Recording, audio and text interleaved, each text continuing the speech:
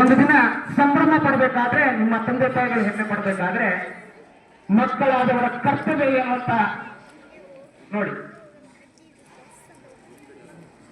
ಒಬ್ಬ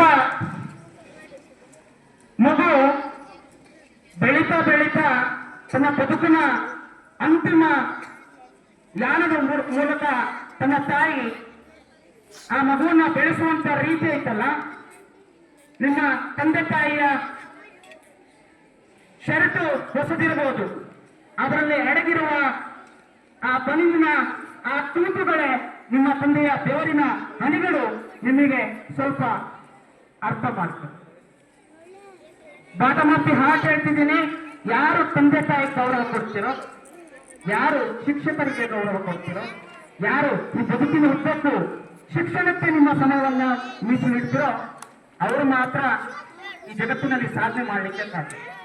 ಇವತ್ತು ನಿಮ್ಮ ಅಣ್ಣ ತಂಗಿನೋ ಅಕ್ಕನೋ ಇವತ್ತು ಈ ಸ್ಟೇಜ್ ಮೇಲೆ ಕೂತಿದ್ದಾರೆ ಅಂದ್ರೆ ದೇ ಆರ್ ಪ್ರೊ ಟೆನ್ಷನ್. ನಿಮ್ಮ ತಂದೆ ತಾಯಿ ಏನಾದ್ರೂ ನಿಮ್ಮನ್ನ ನೋಡಿ ಖುಷಿ ಪಡ್ಬೇಕಾದ್ರೆ ವಾಟ್ ಈಸ್ ಯುವರ್ ಆಂಬಿಷನ್? ನಿಮ್ಮ ಗುರಿಗಳು ಏನಿರ್ತದೆ? ಶಿಸ್ತು,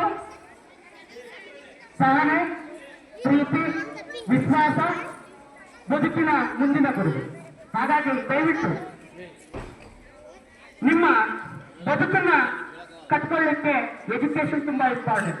ಇವತ್ತು ಚಿಲ್ಡ್ರನ್ಸ್ ಡೇ ಯಾಕೆ ಮಾಡ್ತಿದೀವಿ ಅಂದ್ರೆ ಮಕ್ಕಳ ಈ ಬದುಕಿನ ಮತ್ತೆ ತಂದೆ ತಾಯಿಯ ಮತ್ತು ಈ ಜಗತ್ತಿನ ಪ್ರಪಂಚ ಭವಿಷ್ಯ ಅಂತ.